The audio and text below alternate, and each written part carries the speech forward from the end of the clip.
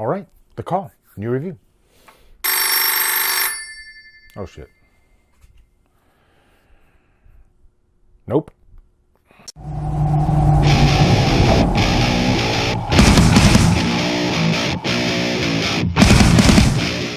The Call stars Lin Shaye, Tobin Bell, and is directed by Timothy Woodward Jr. What's up, guys? It's time to review one of those movies that are on like the tail end of the previous year, this being 2020. And I'm always, of course, late to the game. And finally, I am reviewing The Call. Really knew nothing about this movie, but kind of went in cold, actually. I watched a little bit of the trailer.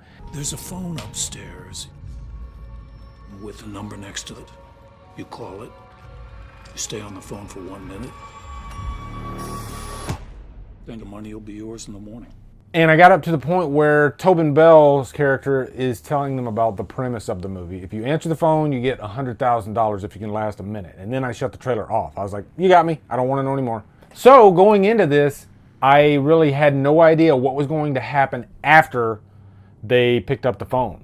And I like that. I like not going into movies knowing what's in the final act, you know, or in the second half of the movie, because that's kind of what this is. The first half, they're setting up the characters. Second half is when all the shenanigans begin. Also, before we dig deep, you'll notice my background is different than my normal.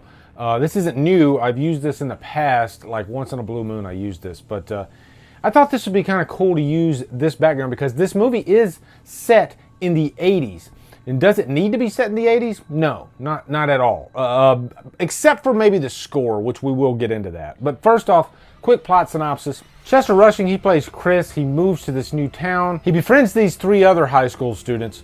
And he, I guess, gets involved with the wrong kids. Because they kind of peer pressure him to go to the Cranstons, Edith and Edward. And Edith, played by Lin Shaye, automatically you can tell that this woman is severely tormented, and it's because there was this terrible tragedy that happened in the past involving one of these kids, Tanya, her sister. There was an accident, her sister died, and Edith, without going into too many spoilers, had something to do with it. And so there's obviously a lot of anger there, and so they take a lot of their anger out on Edith via pranks and whatnot. But I guess they're harsh pranks because Edith, she gets to a point where she can't take it anymore, and she kills herself. That's all in the first act of the movie. That's the setup, okay? And so after she kills herself, her distraught husband, Edward, played by Tobin Bell, he, I guess, wants to get revenge, but more importantly, I guess, get revenge for Edith.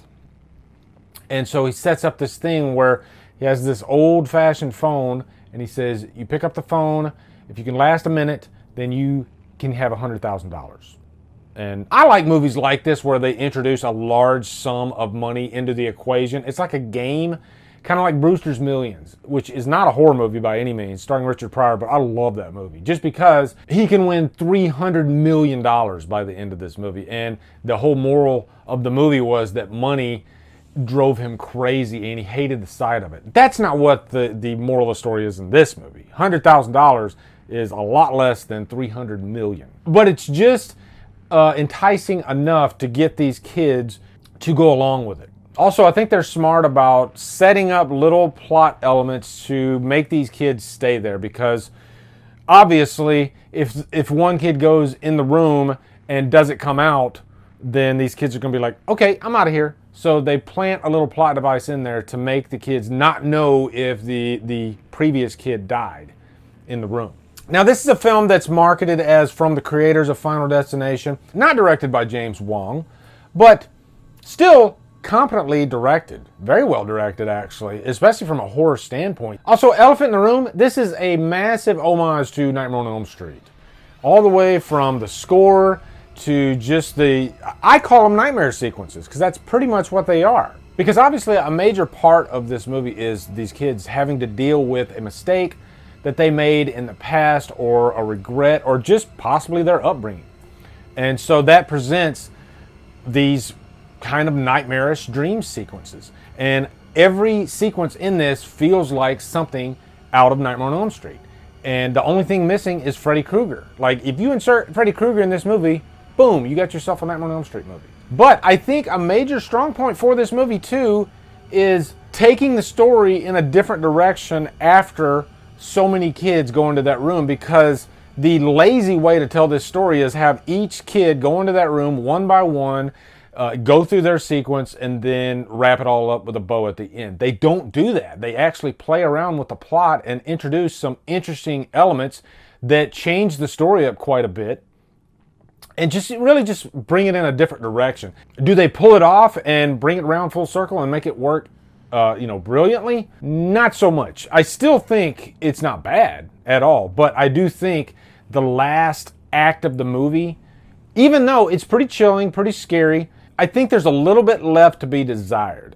Look, I am a big fan of ambiguous endings, ambiguity in movies. Huge fan. I talked about it a lot last night with Jason Smith from Sinister Cinema Reviews on DD Live.